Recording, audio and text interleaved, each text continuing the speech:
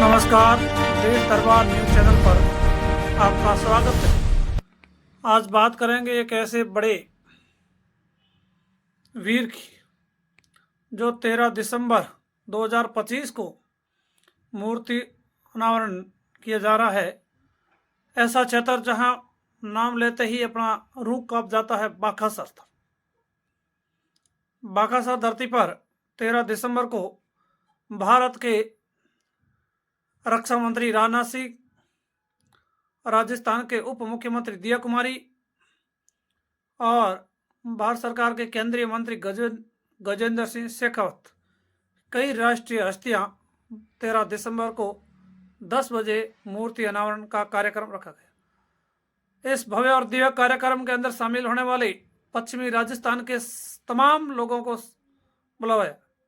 पश्चिमी राजस्थान में जितने भी लोग, हजारों संख्या, उमड़ने की संख्या अनुमान। आज मैं बात करूंगा उस जो एक महान व्यक्ति, पश्चिमी राजस्थान के पहरेदार डाकू बलवंत सिंह। आपने नाम सुना होगा। बलवंत सिंह व्यक्ति जो एक साधारण, धीरे धीरे आज वो एक इतिहास के पन्नों में दर्शाया जा रहा है। वीरता और देशभक्ति की सबसे बड़ी मिसाल डाकू बलवंत सिंह बन गए थे, सेना के हीरो। उनके बताए रास्ते से भारत ने किया था कराची फतेह। छाछरों की ऐतिहासिक जीत के हीरो थे डाकू बलवंत सिंह बाकासर और उनके सहयोगी सात जोड़ी भवानी सिंह राठौड़ बाड़मेर। छाछरों की ऐतिहासिक जीत के हीरो थे डाकू बलवंत सिंह बाकासर। इस डाकू ने 1971 के युद्ध में भारतीय सेना के साथ कंधे से कंधा मिलाकर देशभक्ति का परिचय दिया था कि सरकार उनके खिलाफ सारे पुलिस मामले माफ कर 2 हथियारों का लाइसेंस दे दिया और उसके बाद बलवंत सिंह बाकासर सेना के हीरो बन गए। भारत और पाकिस्तान युद्ध 1971 के दौरान बाड़मेर की सीमा की कमान ब्रिगेडियर कर्नल भवानी सिंह जयपुर के पास थी। वे यहाँ गुजरात से सटे बाकासर रण इलाके में पहुंचे। रण के इस क्षेत्र में रास्ता ढूंढना और आगे बढ़ना बहुत मुश्किल था। उस वक्त बाकासर के डाकू बलवंत सिंह बाकासर का रौब था। वे यहाँ पाकिस्तान के छाछरों तक आते और जाते रहते थे। उस में तारबंदी नहीं थी। उनके खिलाफ पुलिस के कई केस दर्ज थे। देश की लड़ाई में ब्रिगेडियर भवानी सिंह ने बलवंत सिंह को याद किया। फिर बलवंत सिंह संदेश ने देश के लिए हथियार हाथ में थाम लिए और भारतीय सेना के साथ रवाना हो गए। सामने टैंक रेजिमेंट थी। भवानी सिंह और बलवंत सिंह ने चतुराई बरतते हुए अपनी जीप जोंगा के लाइसेंस साइलेंसर खोल दिए। इनकी आवाज ऐसी हो गई जैसे सामने कोई टैंक रेजिमेंट हो। इससे पाक सेनाओं की ठिठक गई। मौका मिलता ही बलवंत सिंह ने आदमी साहस दिखा दिया और भवानी के साथ रहते हुए दुश्मन के छक्के छोड़ा दिए। पाकिस्तान के छाछरों तक सेना पहुंच गई। पाक सीमा के रास्ते जानते थे। बाकासर क्षेत्र के बलवंत रक्षक पाकिस्तान सीमा के 100 किलोमीटर के अंदर दायरे अच्छी तरह से वाकिफ थे। यहाँ के कर्नल भवानी सिंह ने एक बटालियन 4 जोंगा जीप और से सौंप दी। फिर बलवंत सिंह बटालियन ने लेकर इसे साहब का छाछरों तब तक घुस गए। उनके साथ ही भवानी सिंह पाक सेना पर धावा बोल दिया। फिर छाछरों को चौकी और 100 गांवों को उनके कब्जे में ले लिया। सेना के साथ कंधे से कंधा मिलाकर युद्ध में डटे रहे। भवानी सिंह को मिला महावीर चक्र, बलवंत बने हीरो। युद्ध समाप्ति बाद भवानी सिंह को महावीर चक्र मिला तो बलवंत सिंह हीरो बन गए। उनके सारे पुलिस के वापस ले लिए गए। 2 हथियारों का लाइसेंस भी दिया गया। युद्ध समाप्ति के बाद भवानी सिंह की यूनिट अपनी गलोरी में बलवंत सिंह को सम्मान देते हुए युद्ध हीरो बताया। तो 3 दिसंबर में 17 दिसंबर तक बीच में युद्ध चला। 4000 वर्ग किलोमीटर के करीब कब्जा कर लिया था भारत ने। 60,333 लोगों ने छोड़ा था पाकिस्तान। भारत ने रॉबिन हुड बलवंत सिंह बाकासर। भारत और पाकिस्तान के बीच से हुए युद्ध एक ऐसा किस्सा है जिससे बहुत ही कम लोग परिचित थे। इस लड़ाई के एक राजा और एक डाकू ने मिलकर पाकिस्तान को मात दी थी। वो सिंध के बड़े भूभाग पर भारत का कब्जा हो गया था। वो राजा थे जयपुर के पूर्व महाराजा लेफ्टिनेंट कर्नल सवाई भवानी सिंह और वो डाकू था बलवंत सिंह बाकासर। भारत और पाकिस्तान के बीच 1971 की लड़ाई 3 दिसंबर से लेकर 16 दिसंबर के बीच चली थी। 52 गांवों का जागीरदार बलवंत सिंह।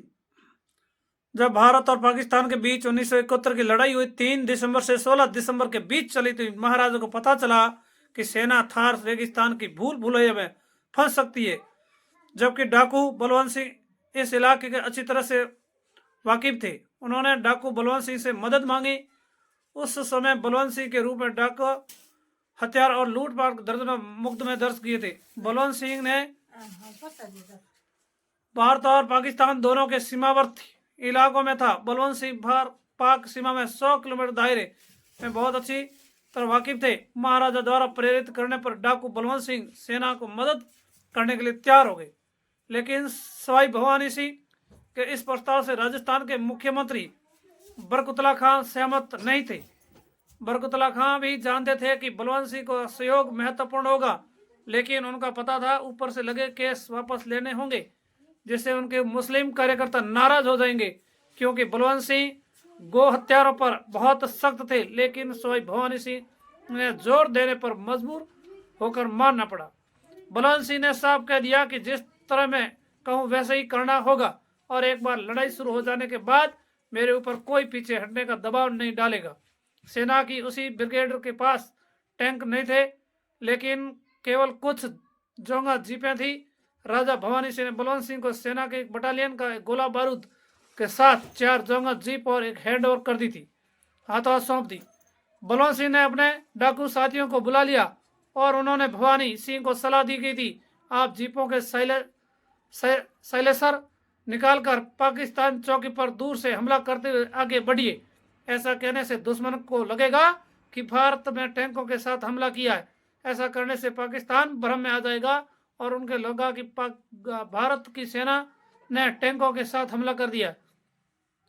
उधर जब दूसरी तरफ से बलवंत सिंह गोलीबारी करते हुए आगे बढ़े तो पाकिस्तान सेना को लगा कि उनकी अपनी दूसरी बटालियन की उनकी मदद से आ रही है और वो उधर से बेपरवाह हो गए। दोनों ने कई पाकिस्तानी चौकियों को इस रणनीतियों को तबाह किया। इस प्रकार भारतीय सेना बिना कोई नुकसान उठाए बहुत बड़े इलाके को जीतने को कामयाब रही थी।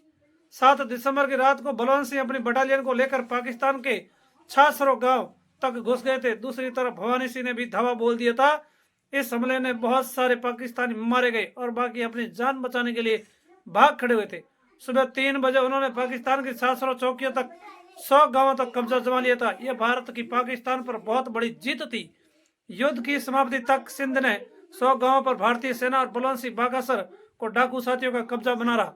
देश के लिए दिए गए ये महत्वपूर्ण योगदान के बदले भारत सरकार ने बलवंत सिंह बाकासर उनके साथियों के खिलाफ दर्ज मुकदमे वापस ले लिए। इसी के अलावा उन्हें राष्ट्रभक्त घोषित लेफ्टिनेंट कर्नल महाराजा सवाई भवानी सिंह ने युद्ध में असाधारण वीरता की प्रदर्शन करने के महावीर चक्र से सम्मानित किया गया। इसी बीच भारत और पाकिस्तान के बीच शिमला समझौता हो गया था और वो जीते हुए इलाके भारत सरकार ने पाकिस्तान को वापस कर दिया। इस बात से बलवंत सिंह बाकासर बहुत नाराज हुए थे। उन्होंने महाराजा भवानी सिंह से इस बात के लिए नाराजगी जताई कि जब तक ये वापस ही करना था तो इतने लोगों की जान जोखिम में क्यों डाली। महाराजा भवानी सिंह ने बलवंत सिंह बाकासर को समझाया कि हम सिपाही हैं, हमारा काम है दुश्मन से लड़ना है, ऐसे कूटनीति फैसलों से हमारा कोई रोल नहीं रहता है। लेकिन बलवंत सिंह बाकासर को इंदिरा गांधी का यह फैसला कभी समझ नहीं आया। वे आजीवन उनसे नफरत करते थे। आपातकाल हुआ था भारत के अंदर 1977 में उन्होंने जनता पार्टी का खुला साथ दिया था। वे कहते थे मुझे राजनीति का तो कुछ पता नहीं, लेकिन जब हमें दुश्मन को हरा दिया तो उसकी जमीन वापस क्यों की। बलवंत सिंह की वीरता के गीत आज बाड़मेर, जैसलमेर, कच्छ, भुज के सीमावर्ती गांवों में गाए जाते हैं। जैसे भी बलवंत सिंह बाकासर का कोई लोगों को सताने वाले डाकू नहीं थे, लेकिन वे अपने इलाके में पुराने जागीरदार थे। कई सालों पहले नेहरू की पॉलिसी के कारण उनकी जागीर छीन गई थी, जिस कारण वे व्यवस्था के खिलाफ बागी हो गए थे। उनकी इमेज इस इलाके में रॉबिन हुड की तरह थी। गरीबों को सताने वाले सरकारी अधिकारियों को प्रति भी बहुत बेरहम था। उस समय तस्कर भारतीय सीमा में से गायों को पकड़कर पाकिस्तान ले जाते थे। उन्हें तस्करों को मार कर उन्हें कई बार गायों की रक्षा की थी। इसी कारण उन पर हत्या और डकैती के केस भी दर्ज किए गए थे। सांचौर में लगने वाले मेले के वे खुद निगरानी करते थे। उनकी कट्टर हिंदू सोच के कारण भी सेकुलर नेता उनको पसंद नहीं करते थे। उनका समर्थन कांग्रेस के बजाय भारतीय जनसंघ होने के कारण भी उनको ज्यादा महत्व नहीं दिया गया। उनके पुत्र आज रतन सिंह बाखासर जो इस मूर्ति का अनावरण करा रहे हैं, अहमदाबाद में रहते थे और वो भारतीय जनता पार्टी के बड़े कदावर नेता माना जाते हैं, पश्चिमी राजस्थान के भारतीय जनता पार्टी के रतन सिंह। तो ये जो बलवंत सिंह के बारे में बात बताई, तो इस कहानी को पूरी आप सुने, आगे से आगे शेयर करें जहां तक हो सके।